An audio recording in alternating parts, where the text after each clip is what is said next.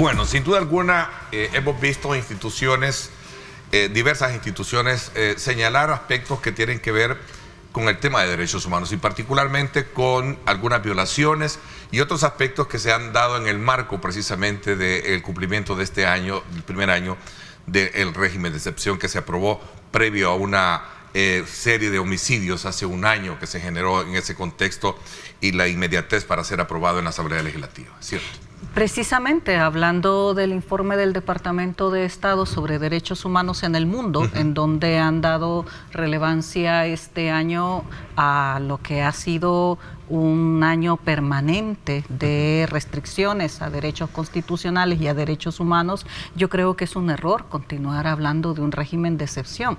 De excepción no tiene nada. Un año consecutivo de diferentes prórrogas ya no tiene nada de excepcional. Es un régimen, sí, pero un régimen permanente de suspensión de garantías constitucionales. Los considerandos de la prórroga de este régimen ya hablan de una nueva institucionalidad.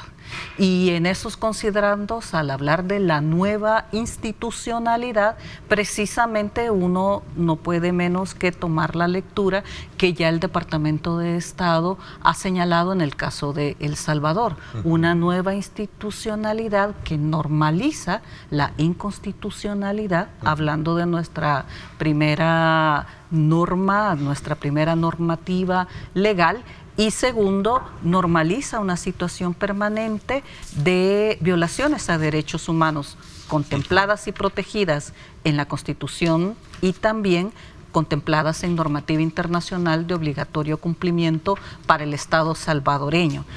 Las personas perciben una situación diferente y eso es evidente. Creo que cerrarse y pretender negarlo sería algo absurdo. Sí. Pero las personas tienen diferentes percepciones alrededor de esto.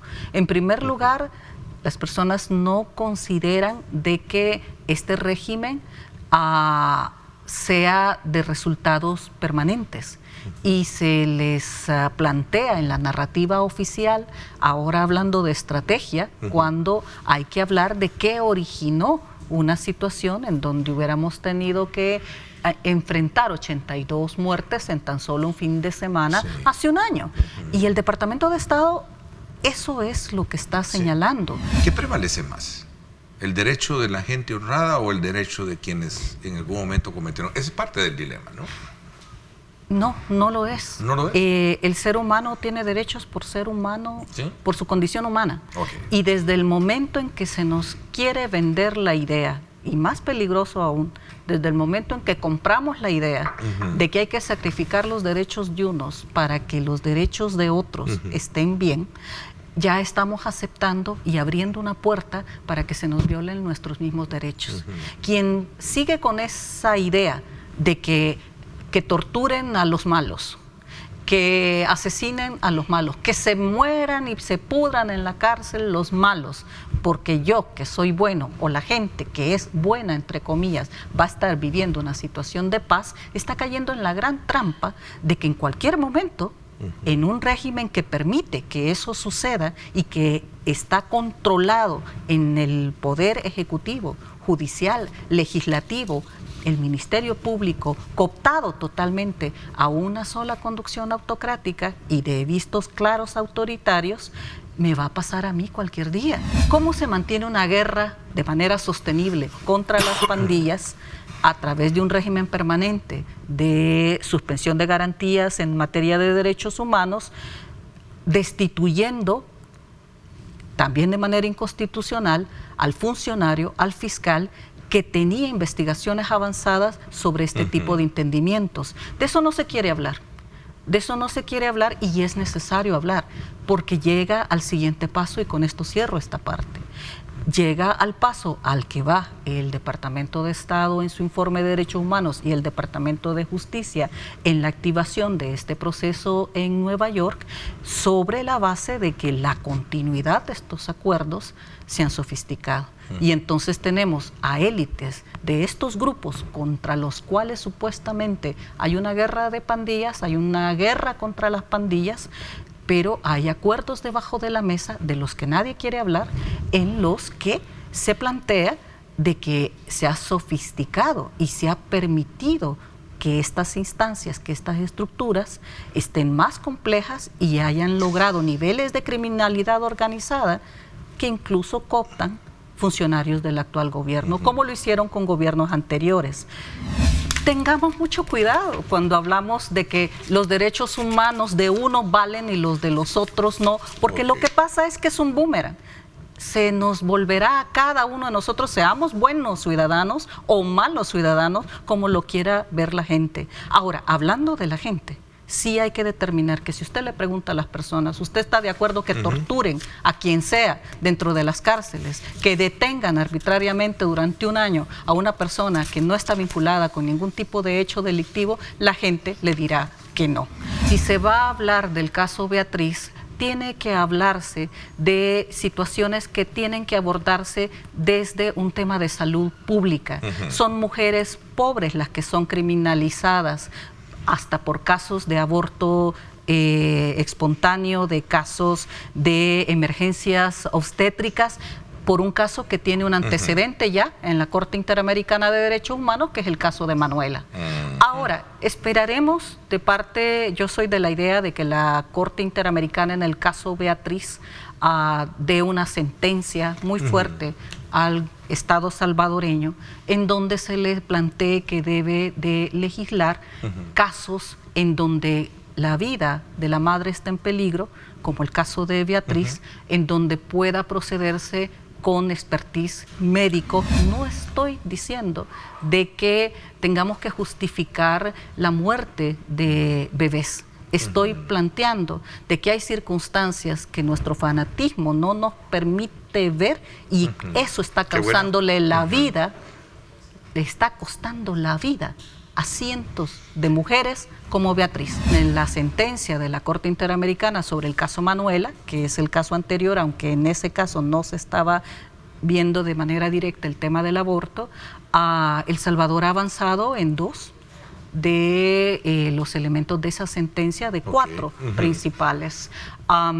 Silenciosamente, pero creo que el Estado salvadoreño están más relacionados a la política pública y en vinculación a derechos reproductivos, sexuales y reproductivos. No obstante, hay que cerrarlo de esta manera. Una sentencia de la Corte Interamericana de Derechos Humanos es de obligatorio cumplimiento para el Estado de El Salvador.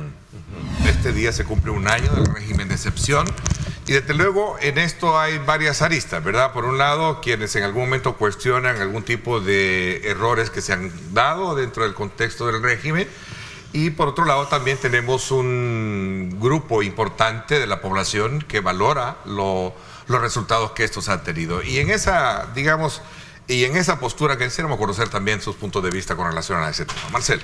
Sí, definitivamente tenemos un año ya. Creo que ahora nos llena de alegría saber cómo hemos avanzado como país.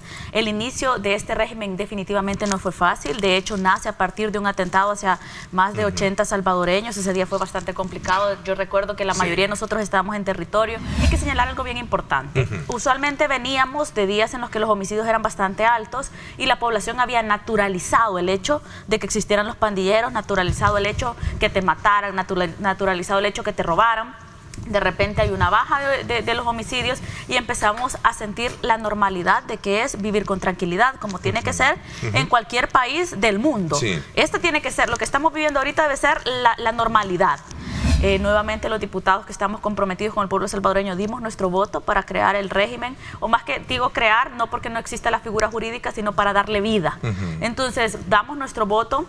Y parcial, no es total, porque en su momento también eso es bien importante acotar. Sí, ¿no? Entonces damos nuestro voto para crear el régimen, darle vida jurídica y pues a partir de ahí le damos las herramientas necesarias a la PNC, a la Fiscalía y empezamos a modificar y a reformar los cuerpos normativos que nos puedan garantizar mayor seguridad y que vengan a servir como un brazo fuerte para la existencia del régimen. Yo creo que rompimos con un sistema judicial que estaba fallando, ¿verdad? Desde hace muchos años sabemos que las muertes estaban a la orden del día, 35 muertes en muchas ocasiones. Ahora estamos al mes de marzo de 2023 y hace cerca de 5 o 6 años con gobiernos como el FMLN, estábamos teniendo muertes incluso que oscilaban hasta los 1.400 en estos 3 meses de un inicio de año. Creo que esos hechos nos están demostrando de que era necesario, ¿verdad? Y el presidente Bukele desde el momento tomó la decisión, una decisión definitivamente que no había un vuelta atrás para combatir un cáncer que le había estado afectando muchísimo a nuestra nación, a nuestra gente. Creo que el régimen de excepción, ahora a 12 meses, hemos venido viendo cómo oscila entre 14 días a 21 días con 0 homicidios, y eso justamente es lo que responde a lo que realmente ahora nuestro país está viendo una situación muy distinta. Ustedes han hecho estas deliberaciones al respecto porque hay sectores como por ejemplo quien me antecedía, que pertenece a organizaciones pro derechos humanos, y otras también que están por ahí, que sostienen que debería de verse si esto es válido en el sentido de continuar con el mismo, en vista de que la tasa de homicidios y los controles territoriales pues han sido efectivos en este contexto. ¿Cuál es la valoración que hacen ustedes en ese contexto? Bueno, primero hay que tener sobre la mesa 2 aspectos importantes. El régimen, por su misma naturaleza, es una figura jurídica que hay que estarla renovando cada 30 días. Sí. Y eso es importante ya que lo establece la Constitución, y la población salvadoreña a veces nos pregunta a nosotros por qué no lo aprueban por un año, Marcelita. O sea, literal, me ponemos Marcelita, por favor, ¿por qué no lo aprueban durante un año? Entonces, para ese interrogante que ha surgido bastante en redes, no se puede aprobar por tiempo indeterminado o por excederse lo que establece la Constitución. Nosotros somos muy respetuosos de la Constitución y en ese mismo sentido, pues nosotros vamos a mantener los plazos que establece. Para nosotros, las pandillas efectivamente cumplen este requisito de ser una catástrofe, pero eso es a nivel jurídico. Entonces, ¿qué quiere decir eso? Que nosotros lo vamos a seguir prorrogando cada 30 días y siempre que existan pandilleros, porque sigue existiendo esa figura o el por qué nace. A buen salvadoreño, y con el mejor ejemplo, como lo dice nuestro jefe de fracción, cuando usted, por ejemplo, tiene una plaga en su casa y usted pone veneno, no va a dejar de poner veneno porque queden 4 plagas ahí, sino que usted busca la totalidad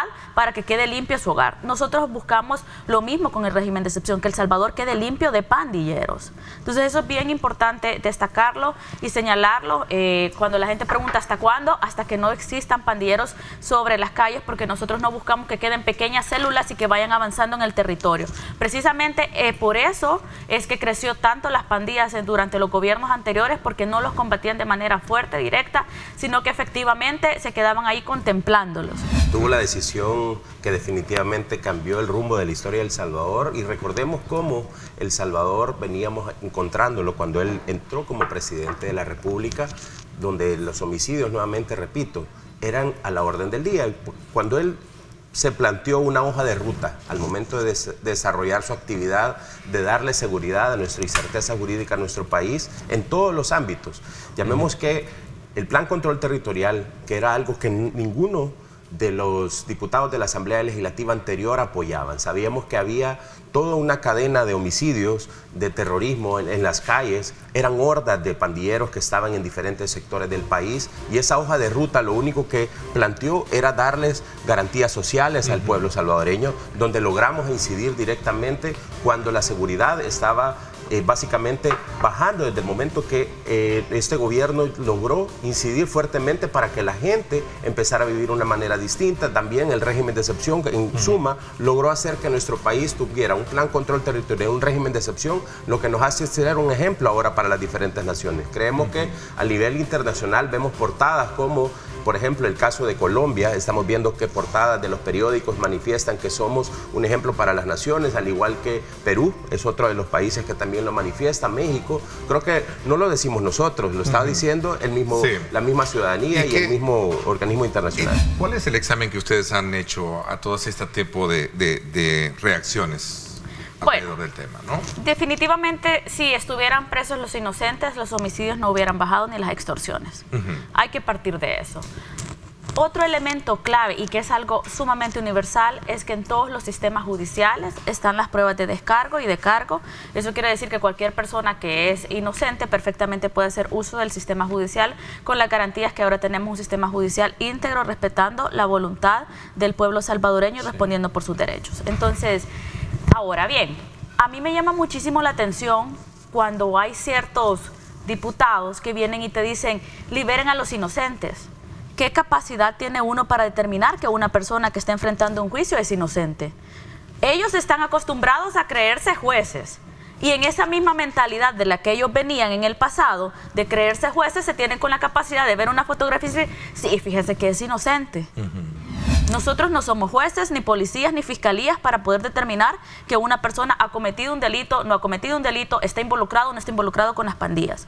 En ese sentido, si tanto ellos hablan del respeto hacia los órganos judiciales, el peso, contrapesos, el respeto a la democracia, ellos deberían de tomar su posición y decir que el sistema judicial tome cartas en el asunto y si una persona es inocente, el mismo sistema judicial va a dar su sentencia de libertad, diciendo está exonerado de estos cargos. Pero atribuir y decir liberen a los inocentes porque esta persona es inocente, tomar una bandera política, eso se me hace irresponsable y también se me hace irrespetuoso contra el pueblo salvadoreño que ha sufrido tanto, porque hay que señalarlo. Lastimosamente lo que este vocero del FMLN, porque eso es lo que es, él es un ex magistrado que respondía a los intereses de un partido político, donde Sidney Blanco únicamente, aún habiendo sido fiscal, cuando en el caso de los jesuitas, él únicamente hizo caso omiso a una serie de hechos que se dieron y se perpetraron en esa época. Creo que debiesen poner los barbas en remojo al momento de emitir ese tipo de situaciones, porque nosotros estamos claros de que únicamente están respondiendo a una agenda política de otros sectores a nivel de oposición internacional, que quieren destruir al gobierno. Sabemos que tenemos el 95% de aprobación por parte de un gobierno como el del presidente Bukele, más del 80% de los diputados de esta Asamblea Legislativa. Es el pueblo salvadoreño el que está dando una buena imagen del trabajo que se está haciendo. Ellos mismos lo están viviendo en carne propia. No somos nosotros diciéndoles el pueblo salvadoreño. Vienen una cantidad de tuiteros, vienen una cantidad de youtubers al país y lo dicen a nivel internacional. No somos nosotros creando un mensaje. Ellos están creando un mensaje de terror del Salvador, están creando un mensaje a nivel internacional en el cual construyen y son financiados por organismos internacionales. Lo hemos visto como revistas digitales como El Faro, como Factum, son parte de ese eje de trabajo. Creo que también se han dado la tarea de tener voceros a nivel local. En el caso de Zaira Navas, también es básicamente una persona que estuvo en los gobiernos del FMLN como inspectora de la Policía Nacional Civil, y vemos también ella como también es uno de esos voceros que están queriendo hacer que el régimen de excepción cese, porque sabemos que ha tenido resultados positivos y ellos lo que quieren es que volvamos a esas olas de terror, a esas historias de terror que nuestro país estaba viviendo. Entonces, el tema de seguridad era el tema tan perfecto que tenías por un lado la vista de humanidad, decir, bueno, este es un tema sensible para la población, perfecto para poder obtener fondos, y no resolvías la problemática. Entonces, yo siempre lo he planteado y dicho, en este mundo hay dos tipos de personas, quienes resuelven el problema y quienes viven del problema. Precisamente las personas que viven del problema son aquellas interesadas en que El Salvador siga sumergido en violencia. ¿Por qué? Porque de ahí sacan fondos para sus vocerías, para sus ONGs. ¿Cuánto estarán cobrando las organizaciones internacionales o transfiriéndole a las ONGs por los amparos de personas inocentes que a nosotros no nos consta, porque nosotros no somos jueces, no somos fiscales? ¿Cuánto dinero hay ahí? ¿Cuánto dinero hay en cada pronunciamiento, en cada conferencia de prensa montada? ¿Cuánto dinero hay en cada valla publicitaria? ¿Por qué no ese dinero es ocupado para indemnizar a las víctimas? ¿Por qué no existe un observatorio acerca de cuántas víctimas han logrado superar esa crisis emocional? No lo hay. El tiempo no puede ser factor determinante para coartar un derecho. ¿Y a qué me refiero con esa frase? Que nosotros no podemos venir y decir durante solo 6 meses, durante un año, yo puedo legislar sobre este derecho. Y te lo voy a poner con un ejemplo bien sencillo para que lo entienda la población. Imagínate que se vuelve necesario hacer una reforma para poder beneficiar o facilitar aún más el voto. ¿Cómo es posible que el factor tiempo va a ser y va a pesar sobre el derecho de más de 6 millones de salvadoreños? Porque viene como estaba el Código Electoral, decía que un año antes de las elecciones no se podía modificar nada. Entonces, de repente había la necesidad de hacer una reforma para poder garantizar de mejor manera el derecho al voto o al derecho tanto activo como pasivo, es decir, votar o postularme a un cargo de elección popular. Entonces venías y te decía, fíjate que el Código Electoral, a pesar que la Constitución dice que es mi obligación legislar, crear, reformar leyes, el Código Electoral como ley secundaria, es decir, que está abajo de la Constitución, porque la Constitución es norma suprema, dice que yo no puedo legislar durante un año. Ese factor, esa lógica no puede sobrepasar el derecho a 6 millones de salvadoreños. Por eso digo yo, el tiempo no puede ser el factor determinante para coartar o imposibilitar que un salvadoreño ejerza de mejor manera su derecho. Bajo esa premisa es que nosotros venimos, reformamos y eliminamos el 291, que nunca debió de existir, esta iniciativa del diputado Portillo Cuadra con Anabel Belloso. Nunca debió de existir. Yo creo que hay que recordar también que en materia electoral lo que nos interesa es que la población se exprese.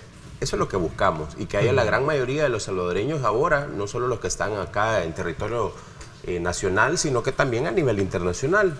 Le callaron la boca a muchos salvadoreños en el exterior los partidos políticos anteriores, pero cuando tocaba, ¿verdad?, cancelar partidos políticos, ahí no decían nada, ¿verdad? Ahí sí, por supuesto, el código electoral o las materias legales pertinentes en materia judicial, eso realmente no respondía a los intereses de la gran mayoría de los salvadoreños. A ver, la oposición lo señala que lo que se busca con esta es una concentración más de poder. ¿Qué piensas?